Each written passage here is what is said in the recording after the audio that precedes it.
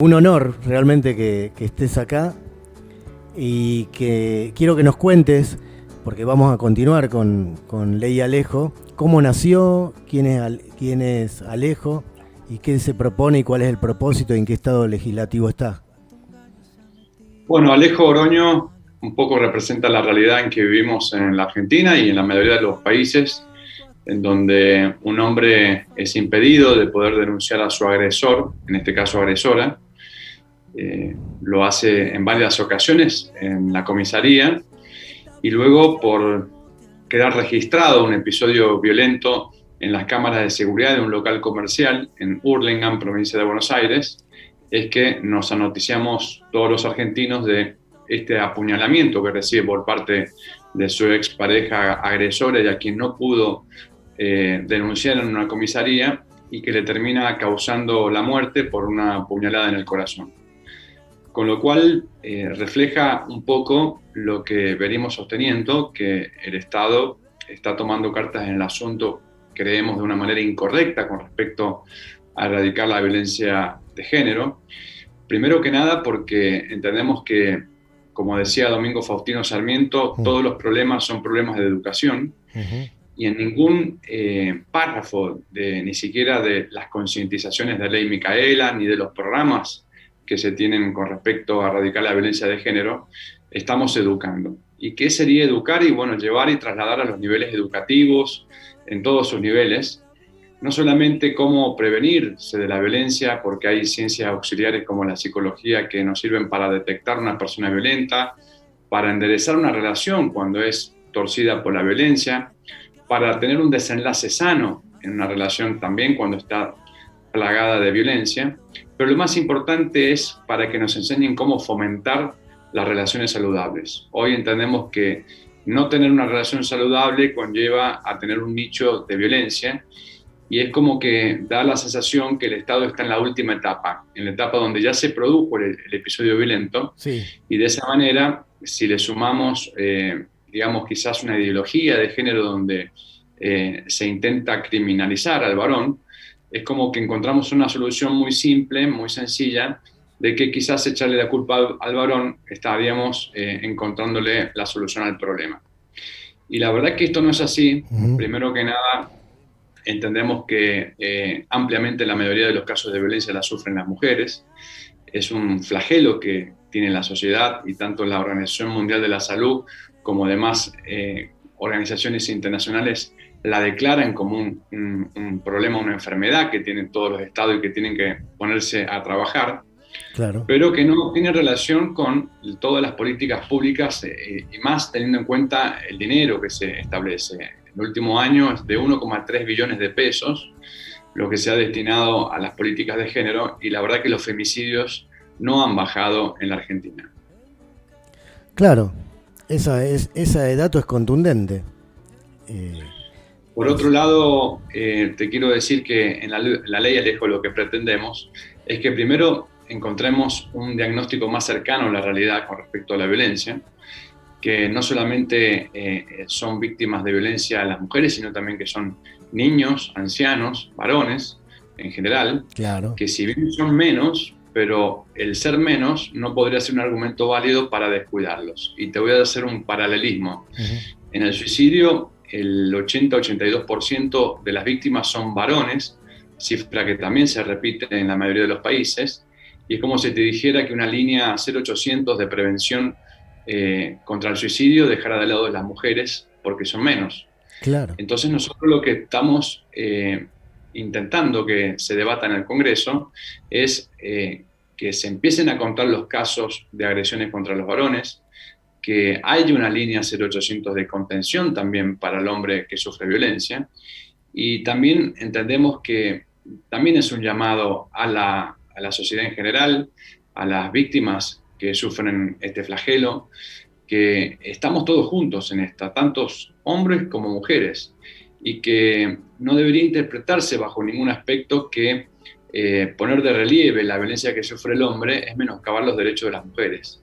Todo lo contrario, y te voy a decir algo más, con respecto a cuando surge esta iniciativa de la Ley Alejo, son ampliamente más las mujeres quienes intentan que esta ley salga porque cuando se habla en términos generales de proteger a la mujer, ellas mismas son las que sostienen que a qué mujeres se está defendiendo, porque no se deja de lado a una mamá que sufre la falsa acusación sobre su hijo y que su hijo hoy puede estar preso en la cárcel bajo el rótulo, por ejemplo, de estar acusado en un delito contra la integridad sexual, que todos sabemos que va a un Sí, pabellón especial y sí, que tiene sus secuelas y sus consecuencias. No es una violencia contra su pareja por la falsa acusación de la expareja de ese varón, no es una violencia contra la hermana mujer, contra la abuela mujer, y mucho más, no es una violencia contra la hija que se lo arranque de su vínculo y que hoy se encuentre impedido de poder ver a su papá, que muchas veces terminan siendo inocentes, pero en el medio sí. pasaron un tiempo bastante largo, meses y en muchos casos años, hasta que se declara la inocencia y recién pueden establecer un vínculo. Y en esto quiero ser concreto porque muchas veces se habla de cuestiones que se interpretan y se Mm, dejan de lado datos importantes, mm. como los que, por ejemplo, brindan informes del CONICET, que es parte del Estado. Sí, En el mismo CONICET, la licenciada Marta Albarracín, que se puede googlear, hace un informe donde dice que en la Argentina, mm, 2 de cada 3 denuncias por abusos sexuales post separación y post divorcio son falsas en la Argentina o con falta de sustanciación. Entonces lo que pasa es que si estamos llevándonos a las cifras, vamos a ver que hay cientos de miles de familias en la Argentina en donde, según estos informes que lo reflejan, que la verdad que han padecido una grave injusticia y sobre todo cuando se acusa sobre abuso sexual sobre un hijo, sí. el grave problema lo tienen los menores. Y en esto están convenciones de derechos del niño, pero lo más importante, más allá de las convenciones, lo que dicen y las cuestiones que se hacen, que se dejan de hacer para protegerlos a ellos, es que estos niños tienen secuelas irreparables. Porque la verdad que siempre detrás del conflicto de los progenitores, los menores son los quienes peores la pasan y en eso hoy pareciera que el Estado no está mirando, no tiene el foco en la perspectiva de infancia y para muchos que sostienen que las falsas denuncias no existen, se están olvidando de informes que el mismo Estado ha elaborado. Es muy contundente, es muy, muy claro y, o sea, hay una incoherencia o falta de integridad, como le decía Gandhi, entre el sentir, pensar y hacer, porque es constante del gobierno nacional y desde otros espacios políticos que los pibes, que los derechos de los niños. Ahora, a la hora de ser coherentes con eso, hay una cuestión de incoherencia, valga la redundancia, muy grande y que los datos avalan estas opiniones que tenés, que yo las comparto plenamente. Bueno, Lamentablemente está ocurriendo esto. desde la muerte de Alejo, hay muchas asociaciones a lo largo y a lo ancho del país que comenzaron a impulsarla desde el lugar donde ellos les toca. Empezaron a tener reuniones con diputados para hacerles conocer su problemática. Empezaron a un poco a compartir en las redes sociales lo que les pasa a los varones. Ujú, Y hay un dato muy llamativo que releva la Fundación ayudarycrecer.org para quien pueda ujú. tener las ganas de ver estos datos, esta información, que empezó a relevar los casos de hombres que sufrieron agresiones por parte de sus parejas y de sus exparejas. Claro. Bueno, en el último mes, en el mes de julio, arrojó 6 hombres asesinados por sus parejas o exparejas Ujú. y 39 hombres agredidos, entre los que tenemos hombres quemados y con hechos de grave secuelas a raíz de lesiones importantes. Y lo más grave aún que desde julio hasta febrero que se comenzó a relevar, que son únicamente datos tomados porque toman estado público y son publicados por algún medio Ujú. periodístico, surgió que por promedio por mes, entre 13 y 15 provincias, eran provincias donde ningún medio había levantado, aunque sea un caso de Ujú. violencia contra el varón. Con lo cual estamos también ante otro problema que muchos medios comenzaron a emplear editoras de género y muchas veces son más las barreras que cuesta poder visibilizar estos temas. Con lo cual, lo primero y principal, y a quienes nos están escuchando y que quizás tienen algún ser cercano con esta problemática, Sí. o que no lo tienen pero sí lo reconocen, es que tenemos que visibilizarlo a partir de impulsar a los varones que primero lo reconozcan y que lo cuenten, porque el varón no lo cuenta ni siquiera a los amigos, y menos todavía hace la denuncia. Y no hace la denuncia porque tampoco hay muchas comisarías quienes se las tomen. Entonces, esas son las cuestiones que tenemos que denunciar, que tenemos que señalar, que nos tenemos que atrever a dar ese paso hacia adelante, publicarlo en nuestras redes cuando no nos quieren tomar una denuncia, o publicar en nuestras redes y hacer la denuncia correspondiente cuando seamos víctimas de violencia. Hoy son muchísimas, como te decía recién, Sí. asociaciones a lo largo del país que vienen motorizadas por su dolor, motorizadas por el impedimento de contacto con sus hijos, motorizadas por la injusticia que ven, cómo cae una persona después de una falsa denuncia, que muchas veces quedan secuelas totalmente irreparables, y creo que el Estado, si no toma cartas en el asunto, va a promocionar una generación de hombres desaparecidos. ¿Y por qué hombres desaparecidos? Porque se los hace desaparecer de su familia, principalmente de sus hijos, se los hace desaparecer del trabajo, y también se los hace desaparecer de su vida, porque muchos de ellos se la quitan, como es el caso de chicos como Agustín Muñoz, un pibe de Bariloche que detrás de una falsa denuncia que luego fue reconocida por la misma chica, que hizo un escrache aduciendo ser víctima de un abuso sexual, sí, que luego desmintió la misma propia